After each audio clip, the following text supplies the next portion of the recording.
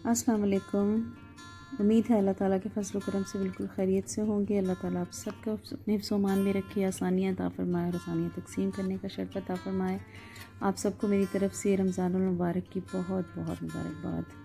अल्लाह ताला हम सब के लिए रहमतें और बरकतें नाज़िल फ़रमाए इस महीने में। और ये जो वबा हम सब पर नाज़िल है, इससे हमारी जान छुड़ा दे अल्लाह पाक। और न सिर्फ तमाम उम्मत मुस्लिमा के लिए बल्कि पूरी दुनिया के इंसानों के लिए रहमतें और बरकतें हों इस महीने में। आज ही बस रमज़ान के हवाले से ही कुछ तैयारी रह गई थी, कुछ काम रह गए थे आज, क्योंकि जुमे का दिन था तो मैंने सोचा कि कल से इंशाल्लाह रोज़ा है, तो मैं जाए नमाज़ मेरे धोने वाले रह गए थे और कुछ वो रोटी रखने वाले जो रुमाल होते हैं वो कुछ जमा हुए थे। मैंने कहा चलें वो मैं ख़ुद धो लेती हूँ, क्योंकि हेल्पर तो है कपड़े धोने के लिए, लेकिन वो घर के कपड़े उससे धुलवा लिए थे मैंने सोचा कि मैं ख़ुद धोऊँगी। ये जानमाज़ 5-6 जानमाज़ तो 5 थे। एक जो वो फ़िरोज़ी वाला मैंने दिखाया था आपको, वो बिल्कुल न्यू है, वो कोई हमारे जानने वाले हैं, वो उम्रे से आए थे कुछ अर्सा पहले, ये लॉकडाउन से पहले तो उन्होंने दिया था, वो कुछ अर्सा ही हुआ उसको यूज़ करते हुए, वो मैला नहीं था इतना। तो ये वाले क्योंकि देखने में तो मैले नहीं थे, क्योंकि नमाज ही पढ़ी जाती है इस पर, लेकिन क्योंकि ज़मीन पे हम जब बिछाते हैं इसको, जो पिछली वाली साइड जो होती है वो वाली साइड जो है इसकी मैली हो जाती है। तो मैंने सोचा कि सब पूरे घर की जब सफाई की जा रही है तो ये तो बहुत ख़ास चीज़ है रमज़ान के लिए भी, रमज़ान के बाकी दिनों में भी, रमज़ान के अलावा भी बाकी दिन जो होते हैं उसमें भी ज़रूरत इसकी हर वक्त रहती है। मेरे 2 पोर्शंस हैं घर के, तो मैं 2-3 जानमाज़ ऊपर रखती हूँ, 3 ही जानमाज़ मैं नीचे रखती हूँ, क्योंकि बच्चों को जब नमाज़ पढ़ने के लिए कहा जाए ना, तो बस उनके पास बहाना होता है कि वो फ़लाँ पढ़ रहा है नमाज़, तो जाए नमाज़ खाली हो जाए तो फिर मैं उसके ऊपर पढ़ूँगा नमाज़। तो मैं इसलिए फिर वो बहाना जो है ना वो ख़त्म करने के लिए मैंने 3 ऊपर रखे हुए और 3 ही नीचे रखे हुए, ताकि किसी को किसी का इंतज़ार ना करना पड़े। तो कोशिश करती हूँ कि बच्चे भी पढ़ें और हम लोग भी पढ़ें, तो इस तरह से बस मैंने कहा ये पहले मैंने सिर्फ़ खाली पानी में इसको मैं इसी तरह से धोती हूँ, पर्दे वगैरह और जायनमाज़ और कोई कुछ भी जो ज़्यादा आप समझें कि मैला हो या मिट्टी हो उसके अंदर, तो उसको पहले बिल्कुल साफ़ खाली पानी में डालकर उसको एक चक्कर उसको दे लें मशीन में डालकर, तो वो जो है अच्छी तरह से मिट्टी जो है वो पानी निकाल देता है। तो फिर उसमें अगर डायरेक्ट आप सर्फ़ डाल देंगे उसमें डालते, तो सर्फ़ वाला पानी जो है वो मैला हो जाता है, क्यों काफ़ी हद तक मैल जो है पहले इससे निकल जाती है। मेरा यही तरीका है, मैं इसी तरह से करती हूँ कपड़े जब भी धोने हो, इस तरह से जो ज़्यादा दिन यूज़ करने के बाद धोएं हम, तो फिर उनको इसी तरह से पहले सादा पानी में से निकालती हूँ और उसके बाद जो है उसके बाद अगले वो पानी निकाल कर साफ़ पानी डालकर फिर उसमें सर्फ़ डालती हूँ, तो फिर इस तरह से जल्दी आपके कपड़े निखरते हैं और सर्फ़ भी कम यूज़ होती है। तो ये वाला टोटका बड़ा अच्छा है, आप भी यूज़ कीजिएगा।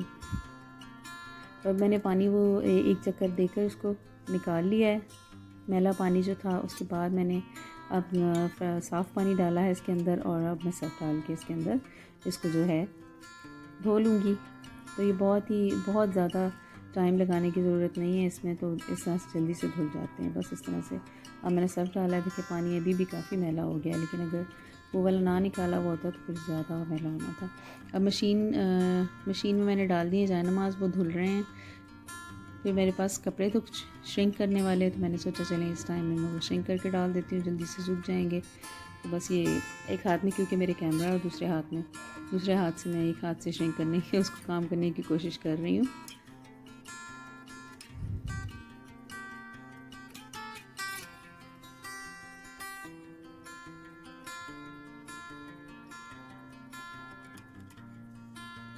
क्योंकि श्रिंक में जैसे भी आए ना कपड़े तो मैं श्रिंक कर लेती हूँ, क्योंकि श्रिंक होने के बाद जब उसको कटिंग करके रख लूँ तो वो सीना मेरे लिए बहुत आसान हो जाता है। अगर कटिंग ना हुए भी हो तो फिर बहुत ज़रा मुश्किल लगता है कि कैसे सीना है, उसको टाइम लगेगा इसमें।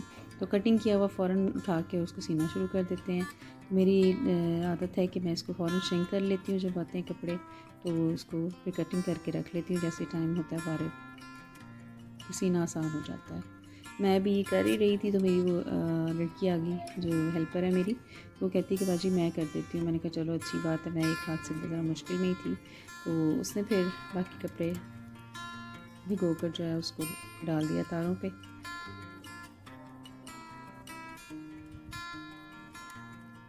आजकल कपड़ों की काफ़ी ज़्यादा प्रॉब्लम हुई हुई, क्योंकि लोग तो अक्सर लोग जो शॉपिंग रमज़ान से पहले कर लिया करते थे।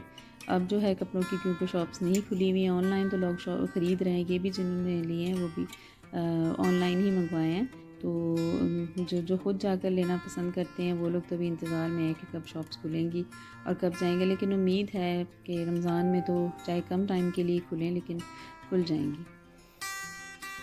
बस ये 2 जानमाज़ मेरे धुल गए हैं। बाकी जो हैं वो मैंने अभी ड्रायर में डाले हुए हैं, वो सूख जाएंगे फिर वो भी मैं डाल दूँगी इधर। और ये मेरे रोटियों वाले जो रुमाल थे उनको भी मैं बिल्कुल इसी तरह से पहले उसमें सादा पानी में थोड़ा सा चलाकर मशीन को पानी निकाल दूँगी और फिर इसमें इधर ड्रायर हो रहे हैं मेरे जानमाज़। और इसमें अब मैंने वो पानी निकाल दिया एक बार मैला। इसमें अब दोबारा से जो है मैं साफ़ पानी डालकर इसमें अब दोबारा इसमें सर्फ़ डालूँगी। चिकनाई मैल जो भी होती है उस पर सालन के भी दाग होते हैं, घी के भी होते हैं, तो वो फिर इस तरह से बहुत आसानी से निकल जाते हैं। अगर सर्दियाँ हों तो इसमें गर्म पानी डालें, गर्म पानी डालने से ज़्यादा अच्छी तरीके से धुल जाते हैं। मैं क्योंकि बस बहुत रोज़ाना नहीं धोती हूँ, ये कुछ 5-7 इकट्ठे हो जाएँ 8-10 दिन के बाद तो फिर मैं इनको जो है दोबारा धो लेती हूँ इकट्ठे मशीन में डाल के इसी तरह से। अब अल्हम्दुलिल्लाह धुल चुके हैं कपड़े। पहनने वाले कपड़े तो 2 दिन हुए मशीन लगाई थी तो वो तो धुल गए थे, वो तो आज हमने रख दिए हैं समेट कर। ये वाले बस रह गए थे, ये भी क्योंकि रमज़ान में फिर धूप बहुत होती है सहन में। मैंने सोचा आज ये भी काम निपटा लूँ।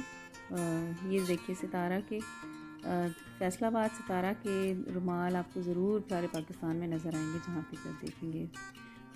कल से फिर इंशाल्लाह रोज़ा रखना है तो फिर इसके साथ फिर ज़्यादा धूप वाले काम जो हैं वो ज़्यादा नहीं हो पाते हैं, तो इसलिए कोशिश की है कि रमज़ान से पहले जो है इस तरह के जो काम हैं निपटा लिए जाएँ। क्योंकि घर में फिर ज़ाहिर है आपको नमाज की भी पाबंदी तो कैसे भी करनी चाहिए, तो वो रमज़ान में फिर तो ख़ास तौर पे करनी चाहती है। कुरान पाक भी पढ़ना होता है लाजमी, ज़्यादा नहीं तो एक कुरान पाक तो मुकम्मल करना ही चाहिए रमज़ान मुबारक में।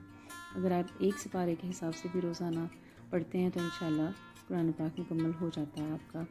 जितनी भी रहमतें बरकतें और हम समेट सकते हैं हमें समेटने की कोशिश करनी चाहिए इस बाबरकत महीने में, क्योंकि ये तो अल्लाह ताला का हमसे वादा है कि हम अल्लाह के लिए रोज़ा रखते हैं तो इसका अजर सवाब भी अल्लाह ताला ही देंगे।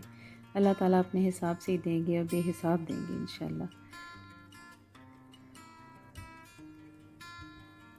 आज जुमे का दिन था तो बच्चों ने नमाज़ पढ़नी थी जुमे की। बड़ा बेटा जो है वो मस्जिद में आज गया है बहुत काफ़ी दिनों के बाद।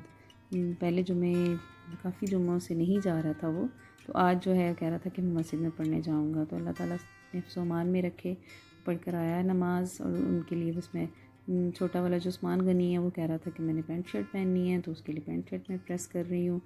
और उस्मान इब्राहीम जो है वो ज़्यादा शौकीन है कुर्ता शलवार का,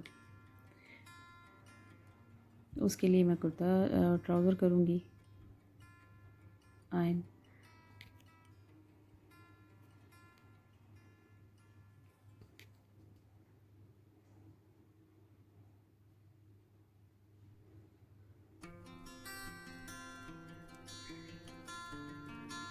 रमज़ानुल मुबारक की आमद पे हम लोग और तो बहुत सारी तैयारियां करते हैं, घर को भी साफ़ करते हैं और इफ्तारी के लिए भी और सहर के लिए भी बहुत ज़्यादा इंतज़ामात करके रखते हैं। कुछ चीज़ें बनाकर फ्रीज़ कर लेते हैं, कुछ सफाइयाँ सुथराइयाँ, क्योंकि हमें पता होता है कि रमज़ान में ये सब मशक्क़त वाले काम जो हैं नहीं होंगे, इसलिए से बहुत एहतमाम के साथ जो तैयारी की जाती है, सफाई सुथराई की जाती है।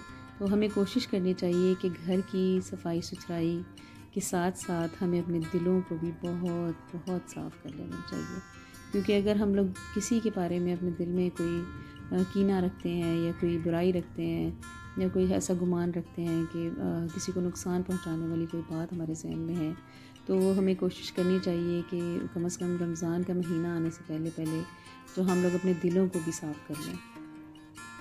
क्योंकि आपका वास्ता अच्छे बुरे लोगों से ज़रूर पड़ता है, आपकी सोसाइटी में, आपके गली मोहल्ले में, आपके अजीज़ों अकारिब में, आपके बहन भाइयों में भी इवन इस तरह के लोग होते हैं जो सब अच्छे नहीं होते हैं।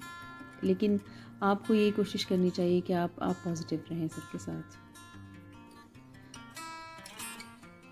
क्योंकि जब आपका रवैया पॉजिटिव होगा तो यकीनन वो भी कभी ना कभी उन्हें भी एहसास होगा। लेकिन कुछ कुछ चंद एक लोग इस तरह के होते हैं जिन्हें एहसास नहीं होता इन चीज़ों का भी कि कोई हमारे साथ कितना अच्छा है। वो एक आदत बनी हुई होती है उन लोगों की, उन्होंने आपकी हर बात में जो है ख़राबी निकालनी ही निकालनी है। वो फिर उनकी आदत है, उनको फिर आप अल्लाह पे छोड़ दें। लेकिन आप ही कोशिश किया करें कि आप अपने दिल को दूसरों के लिए जो भी कीना और बुग़्ज़ और कुछ भी जो नफ़रत है किसी के लिए आपके दिल में, उसको दूर करते हैं। क्योंकि हमारी फ़ैमिली में भी कुछ लोग इस तरह के होते हैं जो खामखा, वो कहते हैं ना अल्लाह वास्ते का वैर होता है कुछ लोगों को। आप लोगों से कुछ लड़ाई झगड़ा होता ही रहे तो वो सुकून में रहते हैं। तो बस कोशिश यही करें कि उन लोगों के लिए भी अपने दिल से जो है निकाल दें, अगर कोई गिला है उनके लिए। ये मैं उसकी शर्ट इस्त्री कर रही थी बड़े वाले बेटे की, तो उसकी जेब से एक 100 रुपये का नोट निकला। छोटा वाला मेरे पास खड़ा हुआ था कि वो उससे पैसे जमा करने का बहुत शौक़ है। जिसके पास भी 10 रुपीज़ या 20 या 50 या 100 तक जिसके पास भी उसके पास हो, और वो उस वसूल कर लेता है और अपने पर्स में बड़े उसे प्यार से सजा के रखता है उसके अंदर। फिर सबको दिखाता फिरेगा, मामा मैं बहुत अमीर हो गया हूँ, मेरे पास इतने पैसे जमा हो गए हैं। हम भी कहते हैं हाँ बहुत अमीर हो गए हो तुम। तो बस वो बड़े वाले बेटे के पास पहुंचने से पहले पहले वो जो उसने वसूल कर लिए हैं। चले, वैसे मैं उसको बता दूंगी क्योंकि ज़ाहिर है बताना तो चाहिए, उसी के थे ना। तो कपड़े अल्हम्दुलिल्लाह प्रेस हो गए हैं, अब नमाज के लिए वो तैयारी कर रहे हैं। हम भी अब नमाज़ पढ़ लेंगे। अल्लाह ताला हम सबको आसानियाँ अता फ़रमाए, आसानियाँ तकसीम करने का शर्फ़ अता फ़रमाए। अल्लाह हाफ़िज़।